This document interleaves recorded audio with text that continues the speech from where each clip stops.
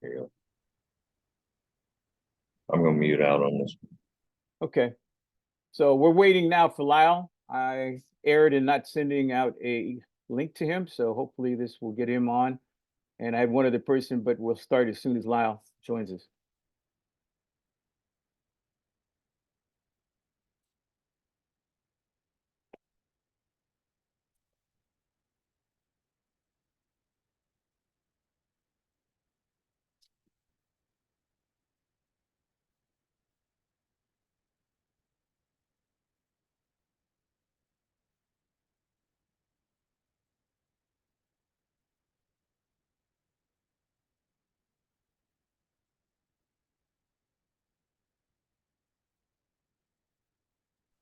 I'm sorry, Kevin. I was muted. I was telling you that he just got an incoming call that he had to take, and he did get the link. And I believe you probably should see him in the waiting room or in the meeting.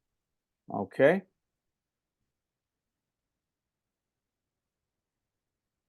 Well, I can do a little soft shoe or tell some jokes in the next 60 seconds. We'll go to 11:05 before we start. Yeah. Did you hear the one about? Yeah, I heard that one all too often. Yeah, that one's yeah, there's an opportunity, I think, really for me to tell my story in a very humorous way. This has been a real odyssey, a journey that needs to be published, recorded, and distributed for everybody to figure out what not to do to preserve your sanity.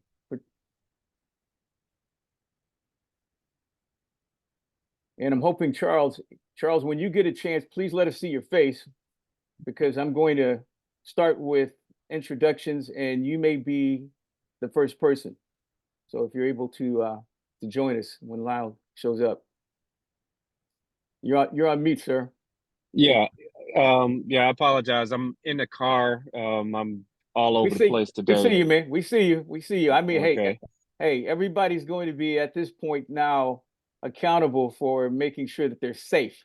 So when we see people in cars and they're driving, man, I have to make, a strong assertion that we'll just have to reschedule and get you out of there, because unfortunately I've seen too many YouTubes of people on Zoom calls driving, and then we don't see them anymore.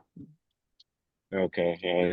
Are you driving? Apologize for the noise in the back, but yeah, I'll pop back off camera. Okay. And I'll obviously keep the audio on. Okay. All right. You know what I'll do? I'm going to start by saying there's no agenda. This is really just an introduction of folks that I believe have one thing in common. One, I believe that they're solution providers. I'm looking to try and tie together some of the things that we can have some consensus on that are problems that we can solve in our lifetime. And I am a community transactionist.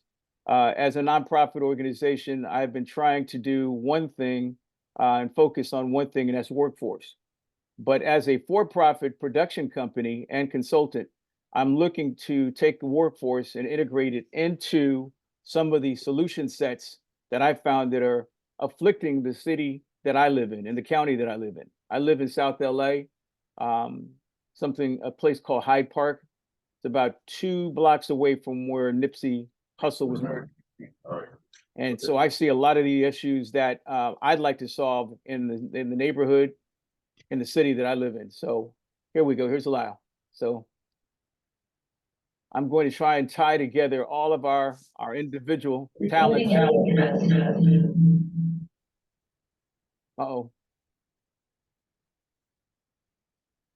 So if everybody can come on camera now for the moment that you can, we're going to start with some brief introductions. So Charles, is it possible to bring you on first, and then I'm going to go to Walter, and then we'll start with Lael and Rick. So Charles, let me know when you. Okay, here we go. So I'm going to set Charles.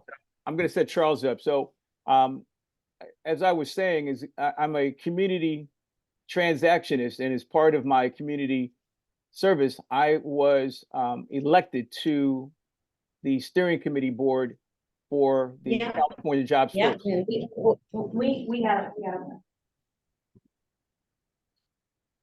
Okay, so I was elected to an organization that was formerly known as the Community Economic Relief Fund.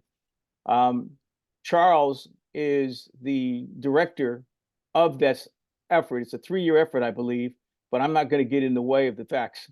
I'm going to let Charles describe to you what it is that I was elected to try and move our agenda as well as funding and resources to the Los Angeles community, and I think 8 different SPAs, service planning areas in LA County. So Charles, if you can, introduce yourself and the work that you're doing and some of the things that you think are critical to our needs here in LA County. Sure. So Charles Johnson, Program Director of California Jobs First program, is formerly known as Community Economic Resilience Fund, which Kevin was referring to earlier. And it's essentially a community-led project to help create eco-friendly jobs in disinvested communities for underserved individuals. And you know, the overall goal from the governor is to create a green economy, and really, while you know, creating jobs, livable wage jobs for people who, you know, traditionally have been left out. You know, we talk about Black and brown throughout Los Angeles. There's way more, you know, the definition of disinvested community varies, you know, by region, but you know, for, you know, big city where we are, you know, is generally poor areas. In the rural areas, it may be where they just like, they don't have enough water. But regardless, it's a statewide program. Initially, it was federal funding, and it was handed down to California. Each region, the state was chopped up into about 13 different regions. LA County being its own. Give me 1 second here. Yeah, LA County being its own region.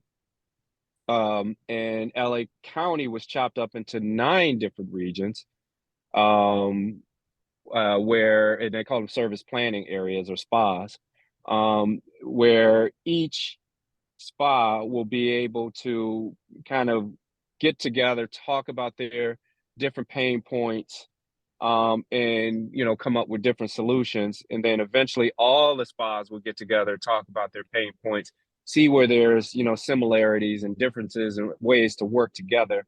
And the entire county as a whole will be able, will collaborate through a governance structure, and come up with 2 to 5 strategic projects, more likely be 5 because we're such a big region. So let's just say 5 pilot projects that will really help create a green economy, really help, you know, create livable wage jobs for people in disinvested communities, and help businesses, smaller businesses, excel a little bit more, and get some of the bigger boys, you know, to leverage their weight to assist in this whole initiative. Now, what Kevin was referring to is himself being elected. The governance committee, right now we have 450 or so community stakeholders, includes individuals, kind of trusted individuals throughout each SPA, community-based organizations, municipalities, governmental institutions.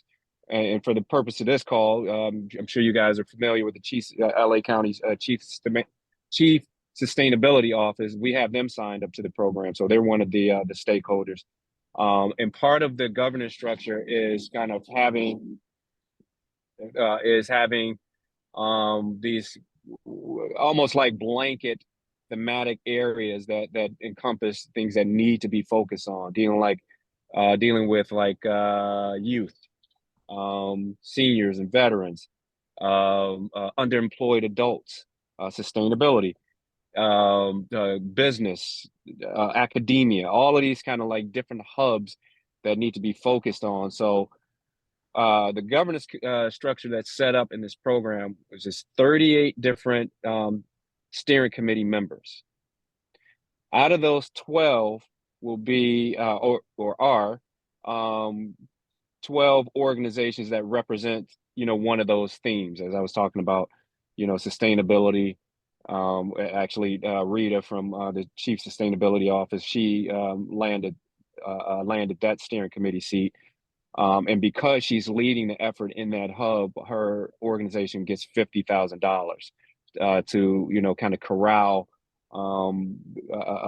people and organizations in that space to kind of help make a difference, talk about the pain points, and try to come up with solutions, pair philanthropic dollars to some of the monies that'll be coming in. I'll go into that in a second.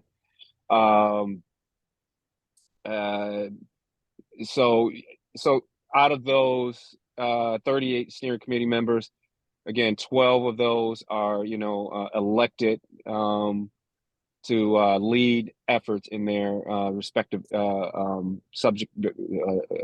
be subject matter experts in their respective areas. Comes with $50,000 stipend to, you know, help corral everyone. The rest of the remaining, so what was that? Let's see, 38. So the remaining 26 steering committee members, they're kind of segmented in different ways. We have 12, I believe, general steering committee members who are community-based organizations. We have 6 organizations that are with unionized labor. And then I think we have 1 for business, 1 for academia, 1 for sustainability, and maybe, and 5 individuals, kind of trusted individuals throughout the county. So total it's 38 different steering committees.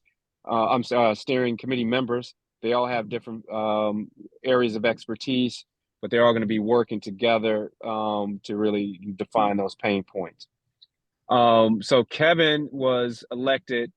Kevin, which area were you? General steering committee, is that correct, or were you elected to a hub? I can't recall off the top of my head. No, actually, I signed up to represent all the SPAs. So I wanted to be more general. Sure. But you know, one of the things that I wanted Charles to be on the call for is that we need to start braiding and integrating all of these efforts because they're really siloed. The state of California is the source for connecting the California Jobs First program with initiatives, but it is really important that there's like 4 or 5 things that I know of that I'm involved with that are not talking to one another. And so one of the things I wanted to do with Charles is to introduce him not only to Lael, but also to Walter. And so, Charles, what I'm going to do is I'm going to also introduce into our discussion one of the organizations that maybe you haven't talked to yet, but you need to know about is the Internal Service Department's Delete the Divide program. So I'm going to shift right now to Walter Tucker and have him integrate some of the initiatives and some of the things why we're actually on this call to try and noodle around some potentiality and looking at service, Internal Service Department, looking at people like Lael as strategic consultants. So Walter, if you can jump in and kind of describe how we met and what it is that you'd like to see happen in order for us to start. Kevin, I'm sorry, we've got a hard stop. So how can we help? Okay. Again, for the purpose of time, then let's let Lael talk about what it is that he focuses on in the areas of green, clean tech. Hey, I think, hey, Kev, I'm understanding what's happening. Gentlemen, and one young lady. Yes. Thank you for spending the time with me. I already have a pretty unique awareness of what's going on over there. I think some of the works that we've done as a company has kind of framed the opportunity that you guys are sitting in right this minute, quite actually. We would like to assist. If you haven't been exposed to the workings of Noidavani or New Heirs America or any of the domains that we've coveted over the past 14 years, allow me to kind of give you an overview of what we do. And forgive me for being direct and brash. I'm just non-political. I don't really care about the seats and the different steering committees and the subject matter experts that aren't practitioners. I literally care about the problem. I literally care about bringing the solution to full form. I can only exemplify that by wake of our work. The work that we're doing right here in Tulsa, Oklahoma, wasn't a sponsored work. It didn't require coverts and other consortiums to go ahead and establish the fact that Black Wall Street and a part of North Tulsa was totally overlooked and undesirable. My company is one of the larger companies on the planet that can actually bring tremendous job stimulus to any market that we move into. For us to be able to on-ramp the remaining 70% of my operation out of China, I'm deploying manufacturing efforts in just about every city in our country. California is meaningful to this company because the world would not have known Lael Alexander or Noidavani had it not been for the work that we did in California in 2007. Your smart grid, the way that that LADWP interacts with all of their assets on the power grid and how that became a template for the smart grid across the US, we were the company that did that there. So LADWP and anything green, we're all for it, right? Here in Tulsa, we've taken abandoned warehouses that was 12 acres of Black Wall Street, and we've converted those abandoned warehouses into production centers. It's 500,000 square foot of manufacturing that's happening under roof today. It took me 3 years to go ahead and do that. We didn't do it in a means that cost the city incentives or tax dollars or tax abatements, because we understand as a corporation, if we don't pay our fair share of taxes, then streetlights and sewer systems don't work properly, right? So when we come into a city, we're not looking for set-asides. We're not looking for tax incentives. We're not looking for tax abatements. We're looking to actually have the room to develop an ecosystem that will do a couple of things. 17 minutes down the road, I built a small vocational institute. It's a school. That school was required because individuals in Tulsa had no experience working in a high-tech assembly plant. They had no knowledge around working around robotics or automation equipment. So we had to literally build a school to train the future workers of this current factory that I'm sitting in right this minute. That's a layer one perspective of how we would come into the city, right? We have to bring the academia, or what we call experience-based learning curriculum, to that market so that they can understand the different types of job placement opportunities that's going to be furnished to them after they complete the training. Second, we earmarked the things that were really things that would remedy problems in the communities that it will take you tremendous amount of time and steering committees to actually start pinpointing on. So let me just go ahead and cut through the red tape and tell you, air quality is a very big thing. Water quality is a very big thing. So what did we do on the water quality side of things? I built the nation's largest water treatment center inside of my facility right here in Tulsa that will actually allow us to do our sample testing. And then our company, New Airs America, built reclamation equipment for serving areas that have volatile organic compounds found within their water treatment systems. And then we built a curriculum to teach the people to go ahead and install those systems in those mains.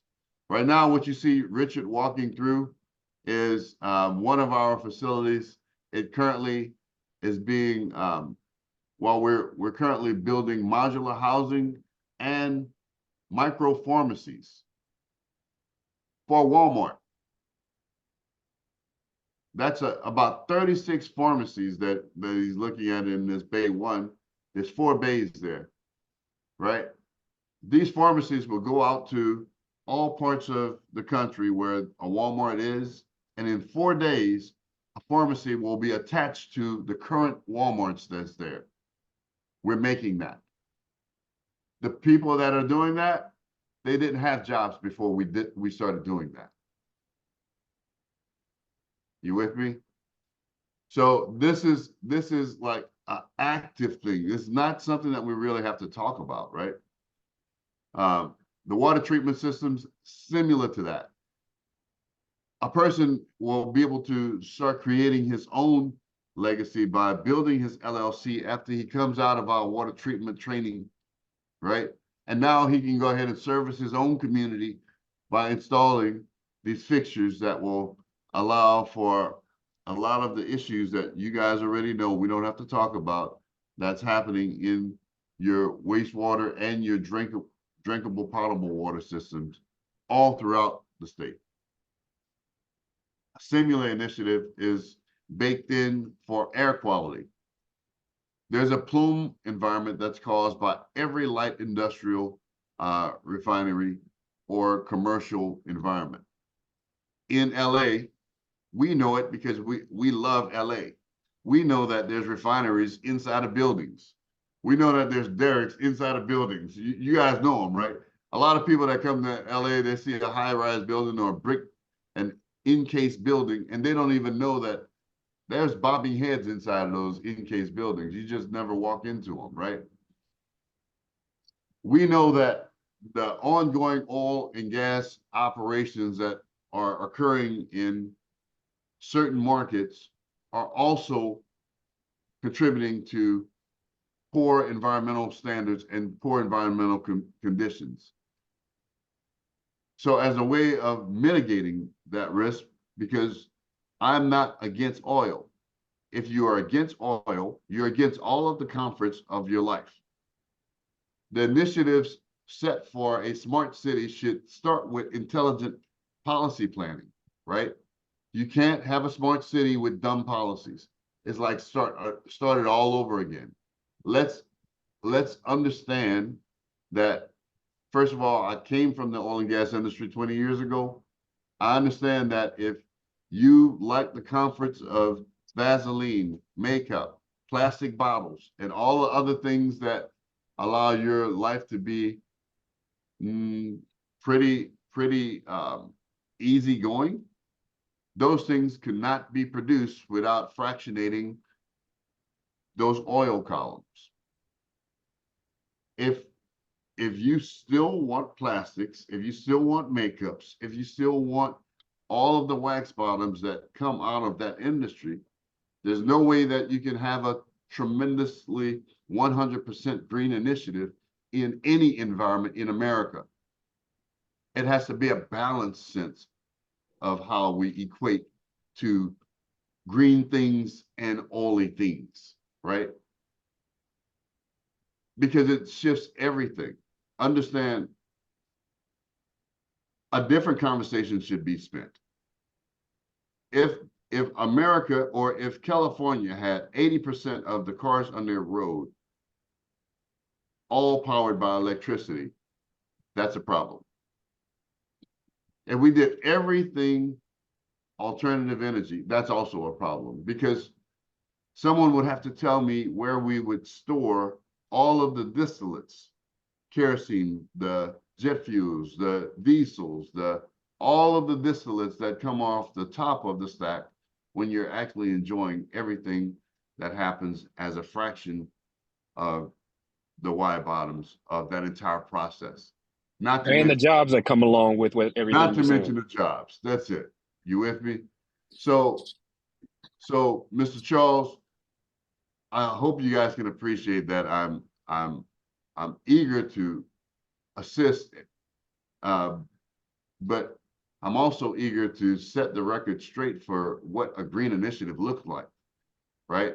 In order for us to be able to do this, we can't take negative fashion against the oil and gas industry. That's what's actually propelled us for the past 60 years. The way we saw fit was to build these UTMD sensors or volatile organic compound monitors that's actually mounted in every home within those plume zones, right? So that we can actually monitor what the quality of the air is, because they need a feedback, right? Right now, there is no feedback loop. We know that there's vapors in the air. We know that there's something going on with our climate, but we don't have any true metric of understanding what's going on. So what is the initiative? The initiative is we must not only have an air conditioning controller in your house and a smoke detector in your house, we must now have a VOC monitor in your house. That should be an initiative that's a consensus across your 38 steering committees, right? Once that monitor is there, guess what? You guys now own the data. You can actually communicate with that data to the refineries and light industries to say, hey, listen, with this data, we understand the hot spots in our communities that now need to be mitigated. Out of 20,000 homes, 13,000 homes had intense volatile organic compounds based on the plume zone created by your industry. So how do we fix that? Well, we can do acute fixes of cleaning the air in those homes. Because when we do that, guess what we've also done? We've now deleveraged the position of all of the things that we would have to subsidize medically for those people that will be burdened by breathing this bad air, that will actually provide them in 5 to 10 years airborne particulate matters that actually enable sickness and other types of health ailments to form, because it doesn't happen overnight. The key to pollution is dilution, and it happens over time. So 5 years, 10 years from now, you will have a wave of people, just like the wave of people that are currently being treated for symptoms today. Every year, there's a new wave, only because we're not acutely fixing the environments first, right? So it's all about building the sensors, building the understanding, having the metrics, and then deploying the solutions. And our company is set to go ahead and roll these things out alongside your direction. And I just wanted to get those things out, guys. So Lael, I wanted to mention that there was a gentleman on the call, Walter, who was the original reason why I wanted you to be on the call. I brought Sure. Charles in because I thought this was a 2-for-1, but you've just pointed very clearly as to what our problem is with our governance, is that we have too many people in our committees and our organization who have not created a consensus on what we really need to do for the whole county. So yes, we do need to cut across the bureaucracy. But if Hey. Walter, if you can just give a real, quick synopsis on what it is that we're looking for in terms of a solution from Lael. Absolutely. So first of all, Dr. Alexander, thank you for your points. I'd like to talk about Delete the Divide just briefly and how I can, contribute here. And also just to bring onto the radar what we're doing as an initiative and for the people of Los Angeles County. So Delete the Divide is an initiative that is administered by the Internal Services Department of LA County. And what we do is digital equity work. So in summation, that looks like hiring youth from underserved communities as interns directly with the county, working temporary part-time. They make approximately $20 an hour to start, and they do have promotional opportunities.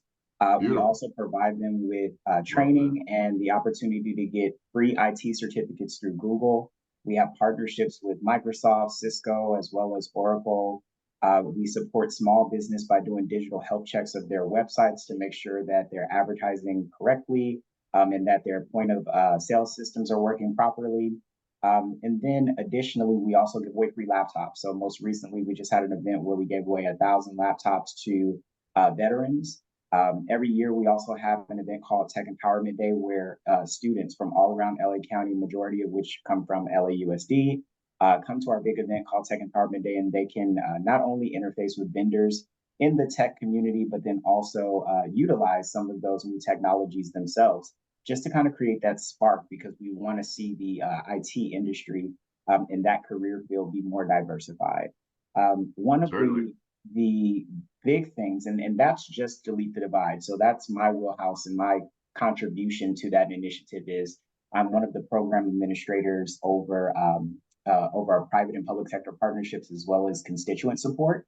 I also oversee or assist with overseeing the internship workforce.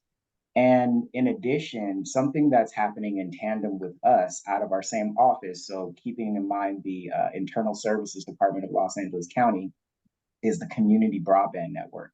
And I think that while everything that I just highlighted with the Delete the Divide is really relevant here, one of the things that came to mind when Kevin was talking to me about you, Dr. Alexander, is that in partnership with Delete the Divide, we have something else called the Community Broadband Network. And that is an initiative that is starting out as a pilot.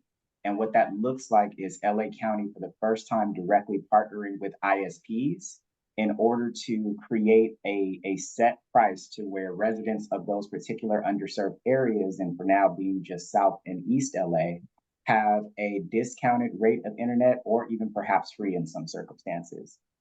As you may know, federally, there was the ACP, the Affordable Connectivity Program, that's been out for quite some time, and folks who are engaged with various forms of public assistance and aid qualify for that, and it would give them most times $30, but up to $50 if they were living on a Native American reservation, internet discounts. And so we're seeing the wind down of that now, right, because of some political shifts. And so this wouldn't have anything to do with that. This is sort of LA's preemptive response, because this has been in the works before the ACP wind down, to ensure that our residents have something already in place for stable and good connectivity moving forward, particularly since the reason that this program was birthed, especially from our director, Selwyn Hollins, is because there are over 500,000 households in LA that do not have broadband internet connectivity.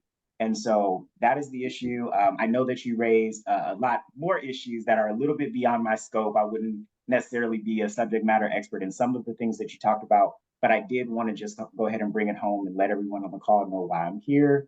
And also excited to hear about some of the things that you are doing in that vein of digital equity, to see how we might potentially be able to partner. Absolutely. Absolutely. I love the internship program. In fact, what a feeder that would be if you guys were already providing the offset financials to support student learning right before they're going into the workforce. That's a workforce product all day. Kevin, real quick, what I've heard you say so far is we can provide the broadband, we can provide the laptops to go to those. We can not only provide the laptops, we can provide the training, so they're building the laptops that they're getting. It could be as holistic as you want it to be. Guys, well, Lael, I was going to say, I guess with my last 60 seconds, is one of the things that I have is I've gotten involved with workforce development, and I've really thrown that out. And now I'm really, I love workforce. I'm workforce placement. I'm actually an apprenticeship program registered by the federal government and the state of California. And that's why I'm so important to trying to break this gridlock in all these steering committees and all this other stuff, because two of the people on the call are my apprentices. They've been paid through the federal government to learn how to navigate through career discovery and career exploration. But their interest is really my interest. And so what I've really been able to really focus with Walter and Charles is how do we find the job hires and the standards for which they're looking to try and make sure that we're training against, so that we actually have a more direct way of making sure these people reach the benchmarks for getting a interview and potentially competing for a real career opportunity. So that's Well, what I'm doing. Kev, I know you and Charles, I know you and Charles's work. That's why I jumped on the call, because I know that they got the right people doing this right this minute in a city that I love. Well, you guys know Kevin's his passion, and meeting Mr. Walter on this call today is actually pretty refreshing, to understand that we also have some young folks that still have our old gray hair passion, right, for the place. So with that, how do we matriculate this into something of use? Because I think that, and you already know, other cities across the country, I'm their core consultant to go ahead and just lay the plan out. And then these steering committees actually have a roadmap to navigate on. Right now, Yes. you can't start a steering committee without giving them a plan to actually just kind of vote on and check off, right? So allow me to go ahead and hit some of the points that, Walter just admitted it. He's like, hey man, I was thinking getting internet in everybody's home is one of our biggest issues. And I'm like, hey, that's like really, really low on the list compared to the air that they breathe and the water that they drink. Yeah. Yeah. So, I'm sorry. Go ahead, Mr. Dr. No. Alexander. I don't mean to cut you off. No, go ahead, Charles. Go ahead, man. I'm loving everything that you guys are saying. Delete the divide is definitely a huge initiative. I'm hearing it on the radio all the time, and I think it's such a great blueprint for what needs to be done, the way it should be done. Apprenticeship programs, in order to create jobs and mitigate problems and health solutions. I had a story. I want to respect you guys' time, but I have a story about getting Alaska Airlines set up, involved in the program that I run, to help mitigate some of those jet fuel issues. But yeah, we can talk about that. Let me just put it plain and simple. My personal bottleneck is the steering committee. It's 38 very opinionated community members. It drives me effing crazy. Excuse my language. But I think going forward, because you, Dr. Alexander, you and your team, like, you guys are a solution to many problems, which is great. And Delete the Divide is is one of many issues that need to be solved throughout Los Angeles County. And I can tell you right now, and I'm sure that, I'm sorry I didn't catch her name, who just gave the presentation on Delete the Divide, but the ISPs are probably giving you problems because they don't want that competition. So, but it doesn't matter. We need to have it. Otherwise, a lot of people are going to be left out. But this is what I like to do, Dr. Alexander, and even again, I'm sorry, your name, who did the Delete the Walter Tucker. If we like to, I like to introduce you to Kevin Harbour, who's the head of the steering committee. He's one of the, as I call, adults in the room, to help mitigate some of the problems. Andrea Slater, she's with UCLA Labor Center. She's another adult in the room. So it's only three, one chair, that's Kevin Harbour, and two vice chairs.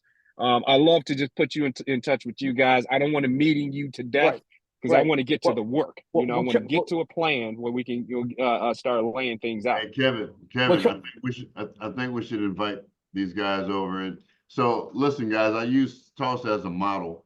I built all these ecosystems and systems. The factory, the school, the water treatment, the air quality, the agro centers, all of the mayors and all of their cohorts are coming in here to see it, write their policy, and then go back to their cities.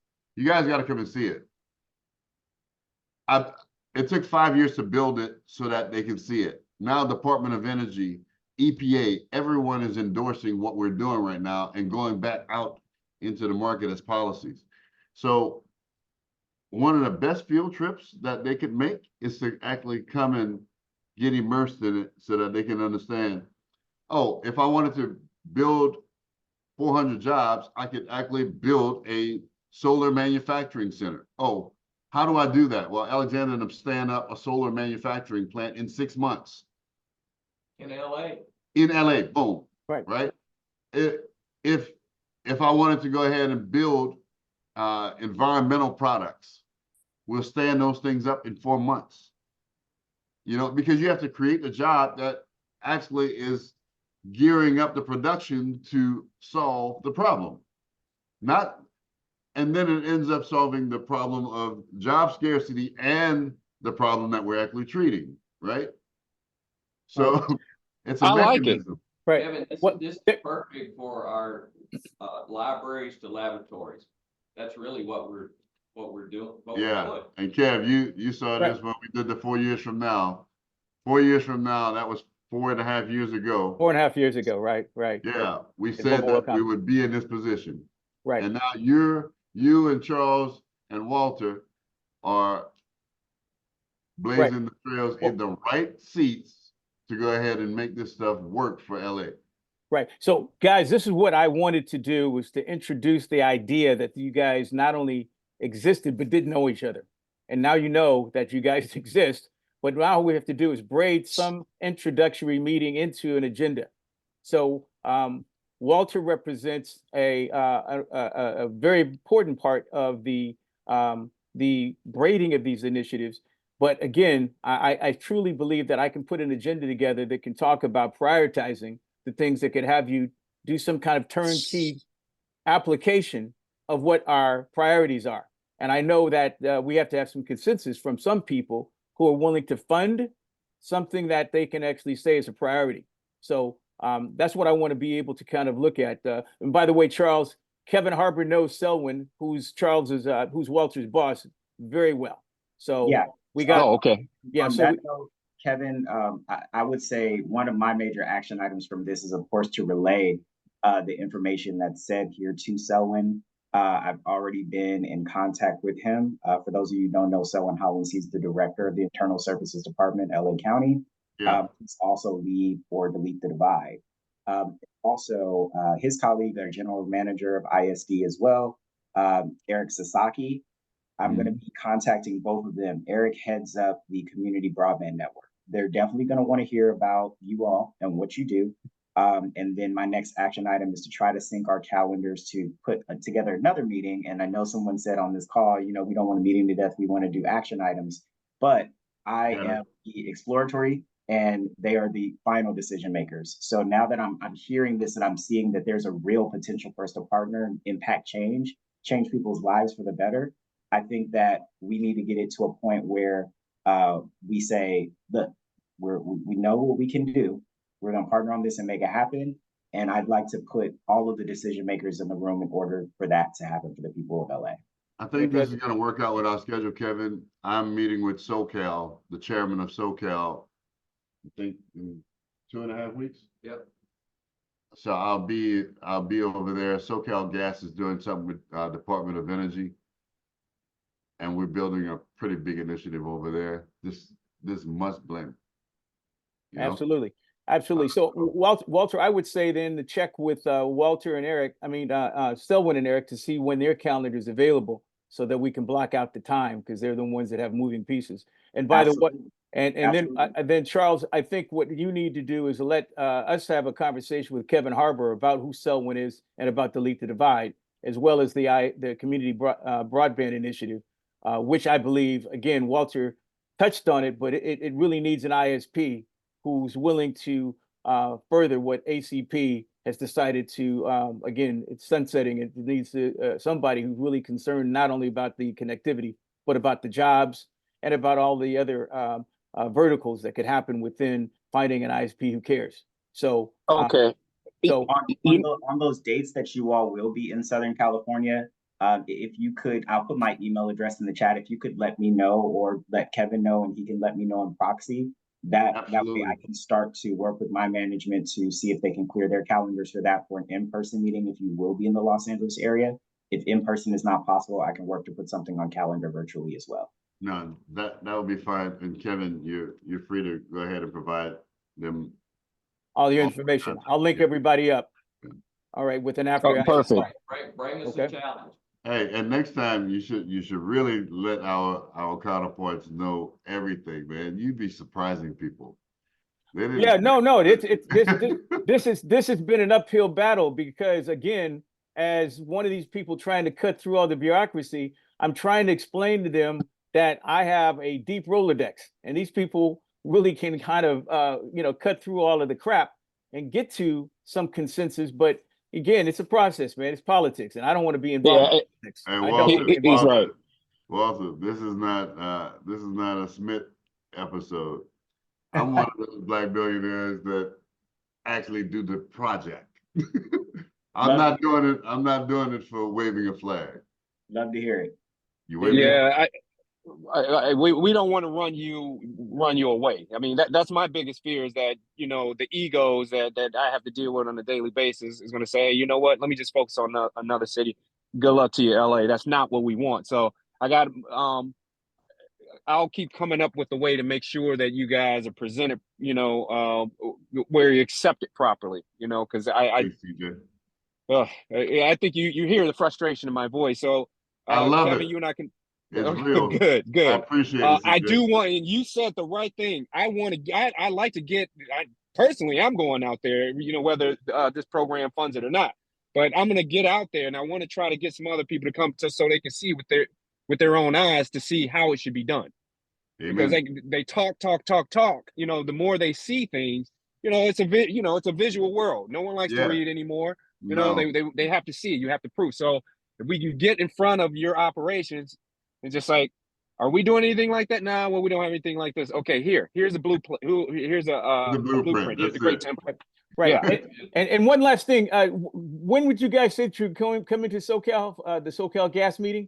I mean, approximation February, March. Hey, Rick's gonna send you the whole calendar. Okay. All right, great, guys. We're headed out to North Carolina on Wednesday, and then we're coming across country. Got it. Okay, guys. All right. Well, I think we've. If any other questions, suggestions, or comments before we break contact, I got a suggestion. Sure. Bring us a pilot project. No. I mean, this is what Solution. Yeah, I have at least a couple that I have in mind that I want to submit, but I think the first one with the connectivity issue is one that's so simple. That's a layup. That's a alley-oop dunk. The other ones are a little bit more complex, but I think the connectivity one, and it was kind of not, it's not beneath you guys, but it's kind of old hat for you guys to be able to come in there and deal with that one. But I think that's where we actually create a stake in the ground. Anytime I can come to California, like if it wasn't for us coming to California some 17 years ago, the world wouldn't have Wi-Fi. They wouldn't have IoT. Right? I mean, something big is gonna happen out of this. I'm just waiting to see what the eureka moment is. Okay, you got it. And again, these are the final decision makers on the connectivity project. Charles sitting in the room with the people who have to decide on what consensus is. And I'm going to give it one shot. And then if we don't get consensus, then I'm moving on from the people who don't want to hear or see that there's a problem that all of us can benefit from. A solution that all can benefit from. No problem. All good. Got it. Okay, John. Yeah. Okay, guys. All right, guys. Thanks everybody for joining. Thank you everyone for your time. Have a great afternoon. Yeah. Thank you. One more quick thing. Is there, a link to something that I can start, digesting? Oh, like again, a visual that I can start sharing with people, documentation, anything you got. So Charles, I'll make sure Rick gives me everything that's new, but I have all the stuff from CES, all this stuff. I mean, I've got live data with these guys. He's been with us forever. So I'll make sure that you have everything, and maybe we'll sit down together and kind of get through the things that you can actually believe and see on a visual basis, because I have visual data that these guys. Okay, perfect. Okay. Thank you very much. Okay, guys. Thank you all. I'm really going to work my tail off to try to get you guys engaged, because I love what you guys are doing. This is awesome. Thank you, Ben. Thank you. All right, thank you, guys. And Walter, I'll send you a recording of this. Okay, thank you, guys. Perfect, Kevin. Thank you again. All right, now. Bye-bye. Thanks.